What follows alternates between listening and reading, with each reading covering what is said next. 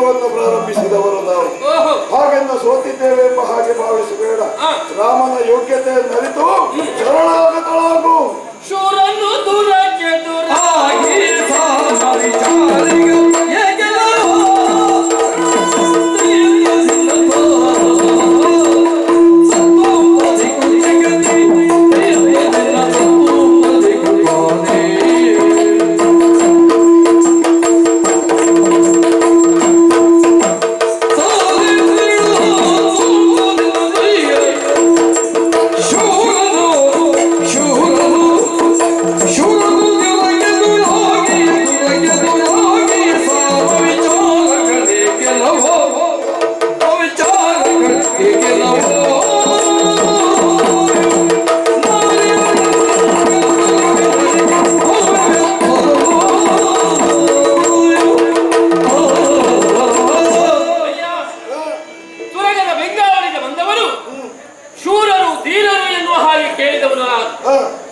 ಆದರೆ ತುರಗದ ಬೆಂಗಾವಳಿಗೆ ಬಂದಂತಹ ನಾಯಕನಾದಂತಹ ನೀನು ಶೂರರಿಗೆ ಉಚಿತವಾದಂತಹ ಮಾತನಾಡುತ್ತಾ ಇಲ್ಲ. ಶರಣಾಗಬೇಕೆನ್ನುವ ಹಾಗೆ ನೀನು ಕೇಳಿಕೊಳ್ತಾ ಇದ್ದಿ. ನೋಡು, ಯುದ್ಧದಲ್ಲಿ 4 ವಿಧ ಇದೆ. ಅದೆಲ್ಲವೂ ಮುಗಿದು ದಂಡ ಪ್ರಯೋಗ ನಡೆಯುತ್ತಾ ಇದೆ. ಆ ದಂಡ ಪ್ರಯೋಗದ ತನ್ಮೂಲಕ ನಮ್ಮನ್ನ ಗೆದ್ದು ತುರಗವನ್ನು ಬಿಡಿಸಿಕೊಂಡು ಹೋಗು.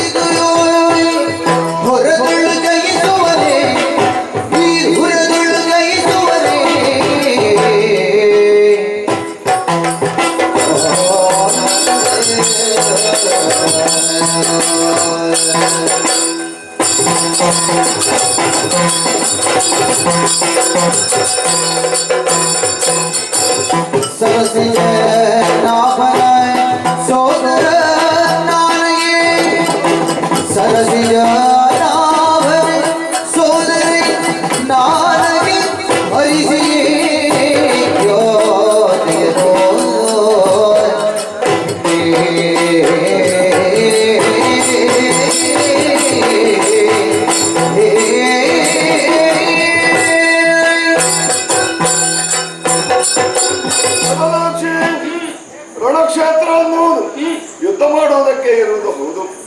ಆದರೂ ನಿನಗೆ ನೀತಿಯ ಮಾತುಗಳನ್ನು ಯಾಕೆ ಹೇಳಿದೆ? ರಾಮನ ಸೋದರ ನಾನು. ಸಾರಿ ಕೊಲ್ಲುವುದು ಹಾಗೆ ಒಬ್ಬ ಪ್ರಾಣಿಯನ್ನಾಗಲಿ ಒಬ್ಬ ಆರಾಧನನ್ನಾಗಲಿ ನೀತಿ ತಪ್ಪಿದವನನ್ನಾದರೂ ಸಾರಿ ತಿಳಿ ಹೇಳಿಕೊಳ್ಳುವಂತಹ ಸ್ವಭಾವ ನಮ್ಮಣ್ಣನದ್ದಾದಂತಹ ಶ್ರೀರಾಮಚಂದ್ರನಿತ್ತು. ಅವನ ತಮ್ಮನಾಗಿ ಉಳಿದವರಿಗೆ ನೀತಿ ಮಾತನ್ನು ಹೇಳಬೇಕಾದ್ದು ನನ್ನ ಕರ್ತವ್ಯ. ಶತ್ರುಹರನೆಂಬುದಾಗಿ ನನ್ನ ಹೆಸರು. ರಾಮನ ಸಹೋದರ ಪುರುಷರೊಂದಿಗೆ ಸರಿಸಮನಾಗಿ ನಿಂತು ಹೆಣ್ಣು ಮಕ್ಕಳಿಗೆ ಜಯಿಸುವುದಕ್ಕೆ ಸಾಧ್ಯವಿಲ್ಲ. ಆದ್ದರಿಂದ ಬದುಕುತ್ತಿದ್ರೆ ಬದುಕಿಕೊಳ್ಳಿ, ನಿಮಗೆ ಬಾಳ್ವಿಕೆ ಉಂಟು, ಬೆಳವಣಿಗೆ ಉಂಟು ಅನ್ನುವ ಕಾರಣಕ್ಕಾಗಿ ಹೇಳ್ತಾ ಇದ್ದೇನೆ. ಯುದ್ಧ ಬೇಡ ನಿಮಗೆ. ರಾಮಚಂದ್ರನಿಗೆ ನೀನು ಅನುಜ ನಾನು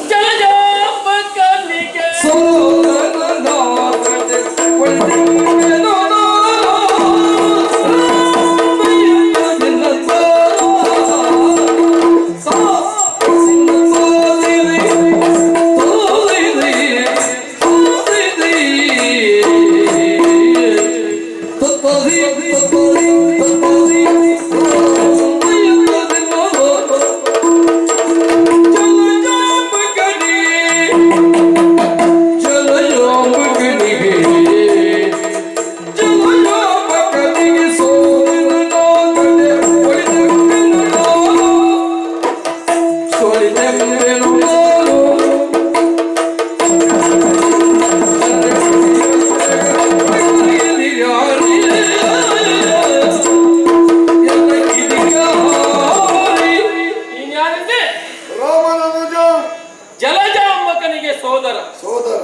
ನಮ್ಮ ನಿರೀಕ್ಷೆ ಉಳಿದವರದ್ದಲ್ಲ. ಈ ತುರಗದ ಹಿಂಬಾಲಕರಾಗಿ ಬಂದಂತಹ ಶತ್ರುಘ್ನನ ನಿರೀಕ್ಷೆಯಲ್ಲಿ ನಾವಿದ್ದವರು. ಜಲಜಾಂಬಕನಿಗೆ ನೀನು ಸೋದರನಾದರೆ ಒಳಿತೆಂಬೆನು ನಾನೇ ಬರಬೇಕು ಅಂತ ಇತ್ತ ನಿಮಗೆ. ಖಂಡಿತವಾಗಿ. ಯಾಕೆ ಬಲ್ಲೆಯ? ಮಾಡುವಂತಹ ಕಲಹದಲ್ಲಿ ನಿನ್ನ ಕರವನ್ನ ಕಟ್ಟಿ ತನ್ಮೂಲಕ ರಾಮಚಂದ್ರನನ್ನ ಬರೆಸಿಕೊಳ್ಳುವಂತಹ ಉಪಾಯ ನಮ್ಮದು. ನನ್ನನ್ನು ಬಂಧಿಸಿ ಆ ಮೂಲಕ ರಾಮನನ್ನು. ಹೌದು, ಒಳ್ಳೆ ಉಪಾಯವಾಗಿರಬಹುದು. ಅದು ನನ್ನನ್ನು ಬಂಧಿಸಿದ್ರೆ ಮಾತ್ರ ಅಲ್ವಾ? ನದಿಯನ್ನು ದಾಟಿದ ಮೇಲೆ ಸಾಗರವನ್ನು ಸೇರಬೇಕು. ಎಲ್ಲೋ ಇದ್ದ ನಾವು ಇಲ್ಲಿಗೆ ಬಂದಿದ್ದೇವೆ. ಈ ಸಾಗರಕ್ಕೆ ಬಗೆಸಿದ್ದು ಯಾರು? ರತ್ನಾಕರನೇ ಬರೆಸಿಕೊಂಡಿದ್ದಾನೆ. ರತ್ನಾಕರ ಕರೆಸಿಕೊಂಡ ಮೇಲೆ ನಾವಿಲ್ಲಿಂದ ಹಾಗೆ ಹೋಗುವವರಲ್ಲ. ನಿಮ್ಮನ್ನು ಬಗ್ಗು ಬಡಿದು ಆ ಮೂಲಕವಾಗಿ ಕಪ್ಪವನ್ನು ನಾವು ಸ್ವಾಧೀನೀಕರಿಸ್ತೇವೆ. ಹೌದಾ? ಅಂದ್ರೆ ರಾಮಚಂದ್ರನ ಯೋಗ್ಯತೆ ಅರಿಯದೆ ಮಾತಾಡ್ತಾ ಇದ್ದಾಳೆ ಅಂತ ನೀನು? ಖಂಡಿತವಾಗಿ. ರಾಮನ ಯೋಗ್ಯತೆ ಏನು? ಈ ಸಣ್ಣ ಪುಟ್ಟ ಕೆಲಸಕ್ಕೆಲ್ಲ ರಾಮ ಬರಬೇಕು. ರಾಮನ ಕಿಂಕರರು ನಾವಿಲ್ವೋ? ನೀನು ಹೇಳುದು ಕೇಳಿದ್ಯೋ? ಒಬ್ಬ ವ್ಯಕ್ತಿಗೆ ಒಂದು ನೆರಳು, ಆದರೆ ಶ್ರೀರಾಮಚಂದ್ರನಿಗೆ ಒಂದು ನೆರಳಲ್ಲ, 4 ನೆರಳು. ಗೊತ್ತಾ? ನಾವು ಆದ್ದರಿಂದ ಆ ನೆರಳಾಗಿರುವ ನಮ್ಮನ್ನು ಪ್ರಶ್ನಿಸಬೇಕು, ಆಮೇಲೆ ಜಯಿಸಬೇಕು, ಆಮೇಲೆ ರಾಮನನ್ನು ಕಾಣಬೇಕು. ನೀರೊಳಗೆ ಈ ನಗರಿಯನ್ನು ನಿರ್ಮಾಣ ಮಾಡಿಕೊಂಡು ಇಲ್ಲಿಯೇ ವಾಸವಾಗಿದ್ದಾರೆ. ಇವರಿಗೆ ಪ್ರಪಂಚದ ಅರಿವಿಲ್ಲ, ಜ್ಞಾನವಿಲ್ಲ ಅಂತ ನೀವು ತಿಳಿದುಕೊಂಡವರು. ಸ್ವಲ್ಪ ತಿರುಗಾಟ ಮಾಡಬೇಕು. ತಿರುಗಾಟ ಎಷ್ಟಾಯ್ತು? ಎಷ್ಟು ತಿರುಗಾಟ ಆಯ್ತು? ತಿರುಗಾಟ ಕೆಲವು ಆಯ್ತು. ನಾವು ಇಲ್ಲೇ ಇದ್ದವರಲ್ಲ. ಈ ಕಡೆಯಲ್ಲಿ ಸ್ವಲ್ಪ ತಿರುಗಾಟ ಮಾಡಿ, ನಾವು ಈ ಕಡೆಯಲ್ಲಿ ಆಗಾಗ ತಿರುಗಾಟ ಮಾಡ್ತಾ ಇದ್ದೇವೆ. ಆದ್ದರಿಂದ ಇಲ್ಲಿಯವರದ್ದೆಲ್ಲ ನಮಗೆ ಅನುಭವ ಇದೆ. ಇಲ್ಲಿಗೂ ಬನ್ನಿ, ನೀವು ಅನುಭವ ಮಾಡಿಕೊಳ್ಳಿ. ಎಲ್ಲ ತಿಳಿದವರೇ ನಾವು. ಅಂದ್ರೆ ರಾಮಚಂದ್ರನ ಬಗ್ಗೆಯೂ ತಿಳಿದವರು. ಕೇಳ್ತೀಯ? ಏನು? ಅಯ್ಯ, ಪರಮ ಪುರುಷ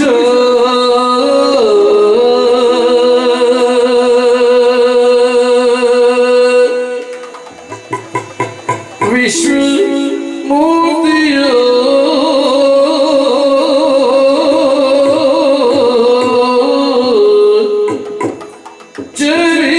ಚರಿತೆಗಳನ್ನು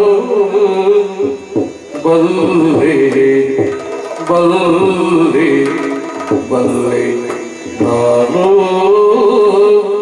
ರಾಮನ ಶ್ರೀರಾಮನ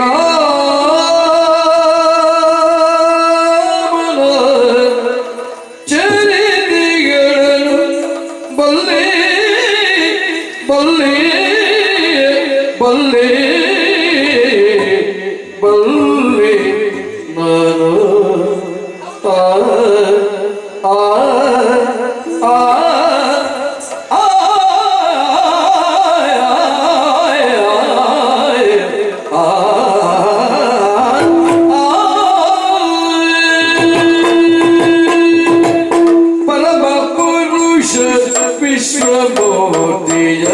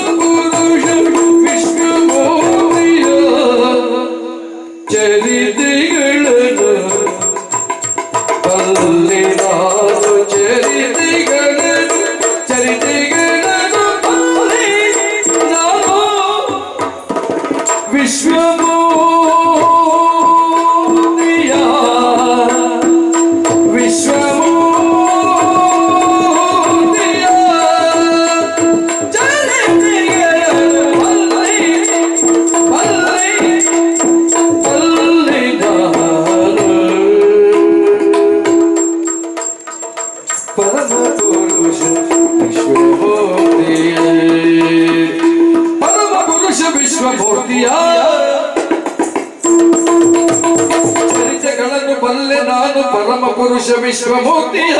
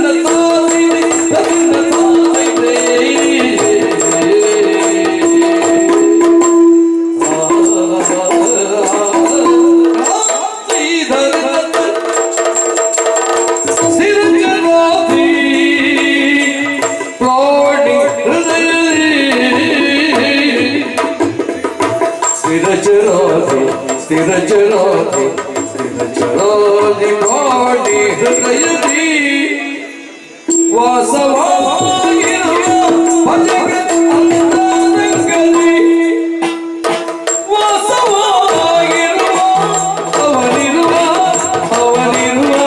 ಭಜಕ ಅಂತರಂಗದಿ ಭಜಕ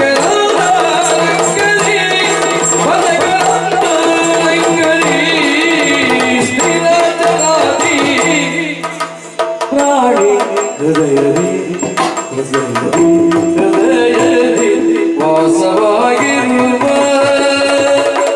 ಶ್ರೀರಾಮ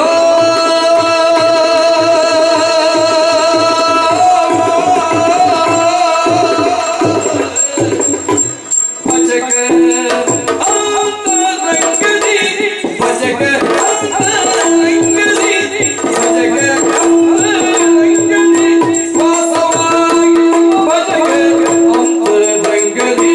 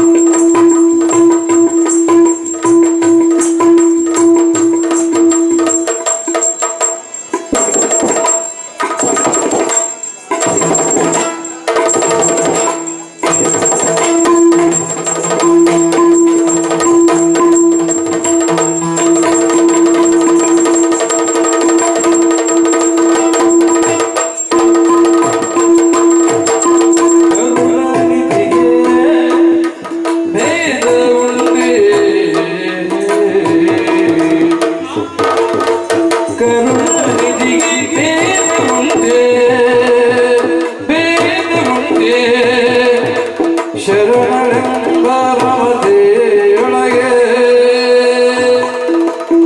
ಶರಣಳೆಂಬ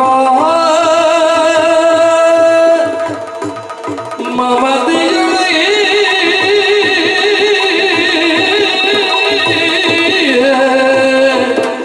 ಕರುಣನಿಧಿಗೆ ಭೇದ ಉಂಟೆ ಶರಣಳೆಂಬ ಮಮತೆಯೊಳಗೆ ಬರದೆ ನಿಲನು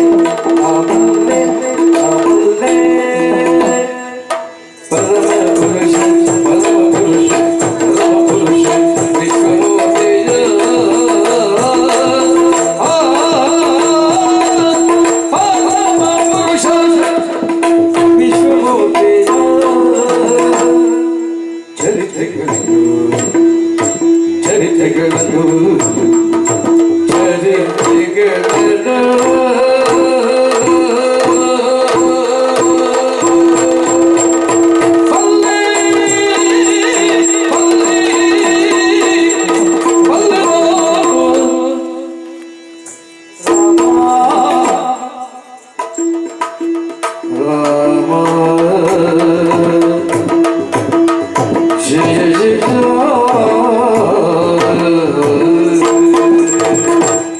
ಜಯ ರಾಮ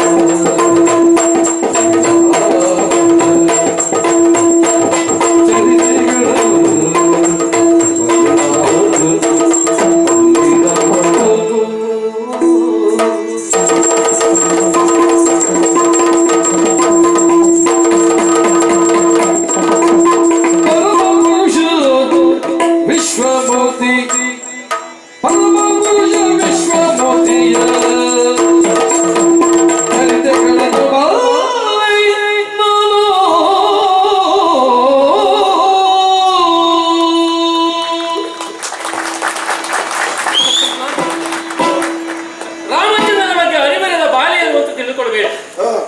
ರಾಮಚಂದ್ರ ಏನು, ಅವನ ಯೋಗ್ಯತೆ ಏನು, ಅಲ್ಲ ಅಲ್ಲ ಅವನ ಹಿನ್ನೆಲೆ ಯಾವುದು, ಎಲ್ಲವನ್ನು ತಿಳಿದುಕೊಂಡವರೇ ಆಗಿದ್ದೇವೆ.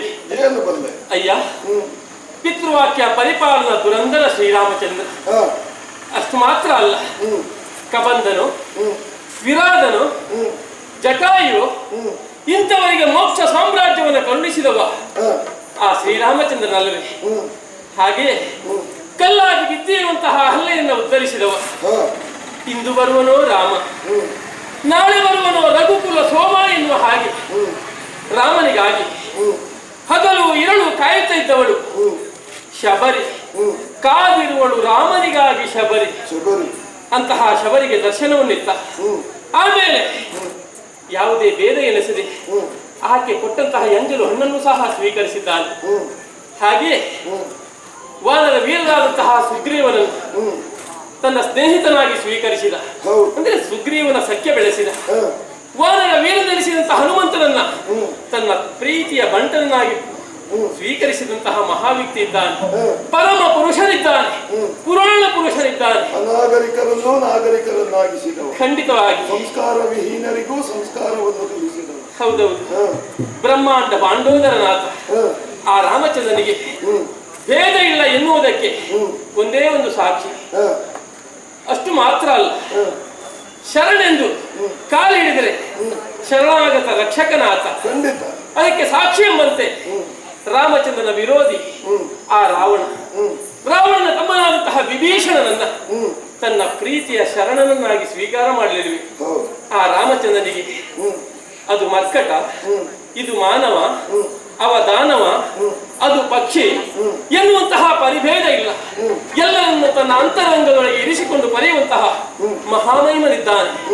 ಅಂತಹ ನೀಲಮೇಘ ಶ್ಯಾಮನನ್ನ ಕಾಣಬೇಕು. ಬದುಕಿನಲ್ಲಿ ಸಾಹಿತ್ಯವೋ ಸಾಲುಕ್ಯವೋ ಇಂತಹ ಮಹಾ ಪದವಿಯನ್ನು ಪಡೆಯಬೇಕು ಎನ್ನುವಂತಹ ಆಸೆಯಿಂದ ನಾವು ಇಲ್ಲಿ ಬದುಕುತ್ತಾ ಇದ್ದೇವೆ. ಹಾಗಾಗಿ ತುರಗ ಬಿಡಬೇಕಾ, ಕಪ್ಪ ಕೊಡಬೇಕಾ, ರಾಮ ಬರಬೇಕು. ಈಗ ಮಾಡ್ಲಿಕ್ಕೆ ಆಗುವುದಿಲ್ಲವೋ? ನಿನಗೆ ಸಮಯ ಉಂಟಾ? ಒಂದು ಅಯೋಧ್ಯೆಗೆ ಹೋಗಿ ಬರ್ತೀಯ? ಆಗುದಿಲ್ಲ. ರಾಮನನ್ನು ಕಾಣಲಿಕ್ಕೆ ಸತ್ಯದ ಕಾಲಕ್ಕೆ ಆಗುವುದಿಲ್ಲ. ನಿನಗಾಗಿ ಹೋಗ್ಲಿಕ್ಕೆ ಆಗುವುದಿಲ್ಲ. ನಿನ್ನನ್ನು ಅಯೋಧ್ಯೆಗೆ ಕಳುಹಿಸುವ ವ್ಯವಸ್ಥೆ ನಾನು ಮಾಡ್ತೇನೆ. ಹೋಗ್ತೀಯ? ಹೌದಾ? ರಾಮನನ್ನ ಈ ಭೂಮಿಯಲ್ಲೇ ಕಾಣಬೇಕು. ಇಲ್ಲಿ ನಾವಿರುವಾಗ ರಾಮನನ್ನು ಇಲ್ಲಿ ಬರೆಸಿ ನಿನಗೆ ದರ್ಶನ ಖಂಡಿತ ಸಿಗುವುದಿಲ್ಲ. ಯಾಕಂದ್ರೆ ನಮ್ಮನ್ನು ಸೋಲಿಸದೆ ರಾಮ, ನಾವು ಸೋಲದೆ ರಾಮ ಬರುವುದಿಲ್ಲ. ನಮ್ಮನ್ನು ಸೋಲಿಸುವುದಕ್ಕೆ ನಿನಗೆ ಸಾಧ್ಯವೋ? ಸಾಧ್ಯವ. ಕಟ್ಟಿ ನಿನ್ನ ಕದವ.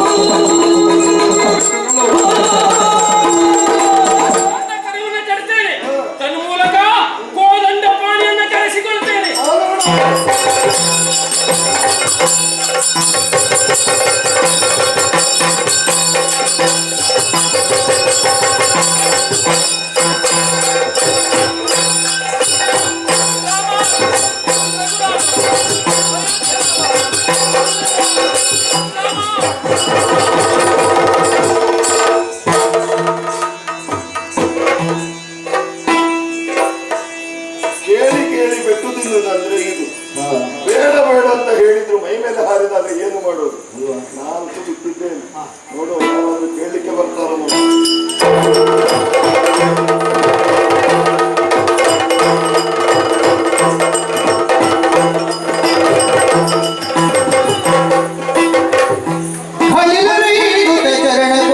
ಕಳವಳಿಸಿ ಕೈ ಮುಗಿದು ನಿಂದಿರೆ ಮಾತಲಾಲಿಸ ಯೋಗ್ಯ ನಗರದ ಸೀತೆ ವಲ್ಲಭನ ಸ್ವಮೇಧವ ತಾತಳೆದು ಬಿಟ್ಟಿಗನು ದುರಗವ ಭೂದಳೇ ಮಾದೇ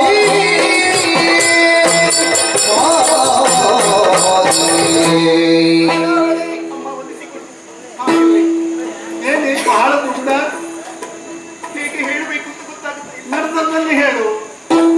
ಅಕಾರ್ಯವಾಗಿ ಯಾರಿಂದ? ನಮ್ಮಿಂದ. ಹೇಗೆ ಅಮ್ಮ? ರಾಮನ ಅಶ್ವಮೇಧ ದುರ ಯಮುನಾ ತೀರಕ್ಕೆ ಬಂದ ಆ ದುರವನ್ನು ನಾವು ಅಪಹರಿಸಿದ್ದೇವೆ. ಕಾರಣ ಇಷ್ಟು. ರಾಮವನ್ನು ಕಾಣುವಂತಹ ಹೆಬ್ಬಯಕೆ ಪರಿಣಾಮ ಏನಾಯಿತು? ದುರ್ಗದ ಬೆಂಗಾವಲಿಗೆ ಶತ್ರುಹಾರ ಬಂದಿದೆ. ದುರ್ಗವನ್ನು ಬಿಡಿಸಬೇಕಂತಹ ಕಾರಣಕ್ಕೆ ಬೇಕಾಗಿ ನಮ್ಮದಾಗಿರುವಂತಹ ಮಾಯಾಪುರವನ್ನು ಬಂದಿದೆ. ಪರಿಣಾಮ ಯುದ್ಧವೇ ಏರ್ಪಟ್ಟಿತ್ತು. ಆಮೇಲೆ ನಾನೇ ಕಾರಣಕ್ಕೆ ಮುಂದಾದೆ. ನನ್ನ ಪಾಲಿಗೂ ಸೋದಾಯಿತು. ಆಮೇಲೆ ಶತ್ರುಹರನ ಕೂಡೆ ಮದನಾಕ್ಷಿ ಯುದ್ಧವನ್ನು ಮುಂದುವರಿಸಿದೆ. ಹೌದೇ? ಪರಿಣಾಮ ದರೆಯಲ್ಲಿ ಮೂರ್ತಿಯನ್ನು ಹೊಂದಿದ್ದಾಳಮ್ಮ. ನೀವೇ ಕಾಪಾಡಬೇಕು.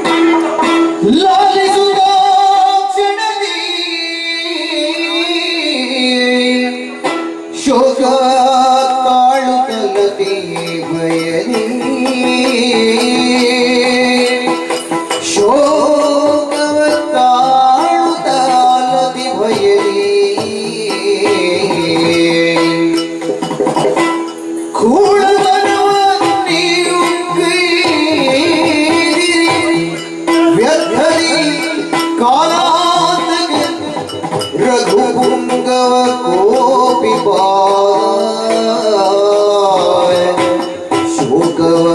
ಶೋಕವತಾಳತಿ ಭಯದಿ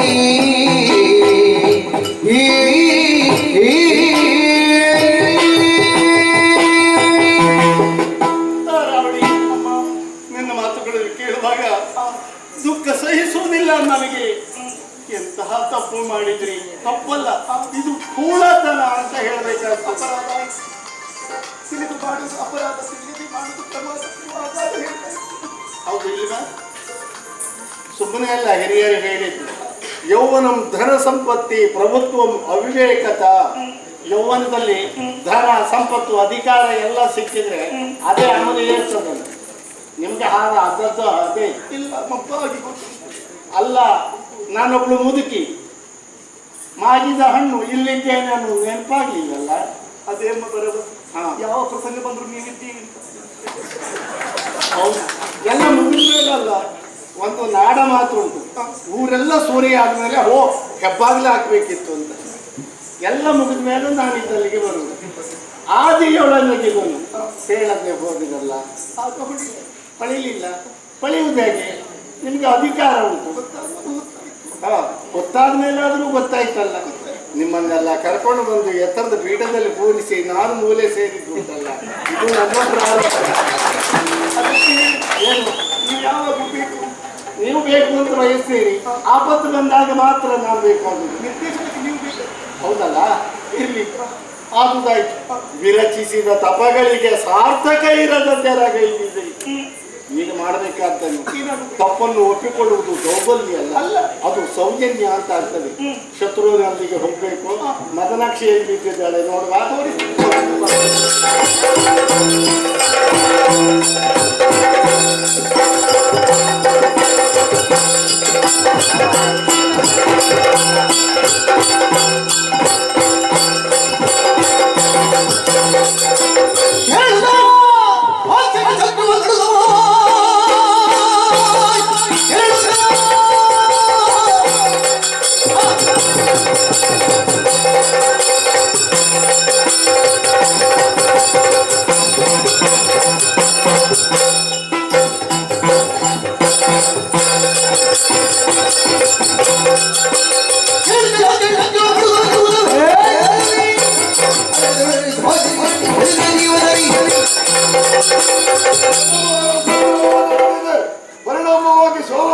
ಹೊರಟಿದ್ದೀರಿ, ಮುದುಕಿಯನ್ನು ಕರ್ಕೊಂಡು ಬಂದಿದ್ದೀರಾ?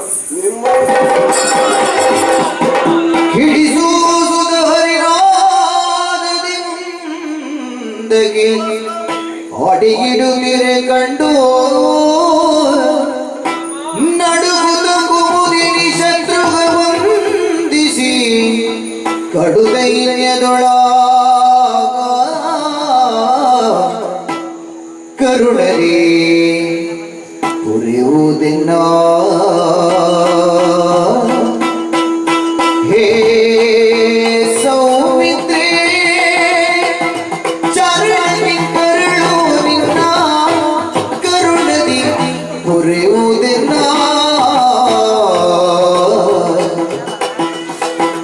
ಅರಿಯಲಿ ಈಕೆಯು ಕಟ್ಟಿದಳು ಹಯನುರಗೆ ಜ್ಞಾನವೇ ಹೀರಿ ನಿಂದಳು ಪರಮಾತ್ಮಗಳಿಗೆ ತರಳಿಗೆ ಸರಗಬೇಕು ಕರುಣದಿ ಪುರಿಯುವುದಿನ್ನ ಹೇ ಸೌಮಿತ್ರೇ ಕಾರಣಕ್ಕೆ ಕರಳು ನಿನ್ನ ಸೌಮಿತ್ರೇ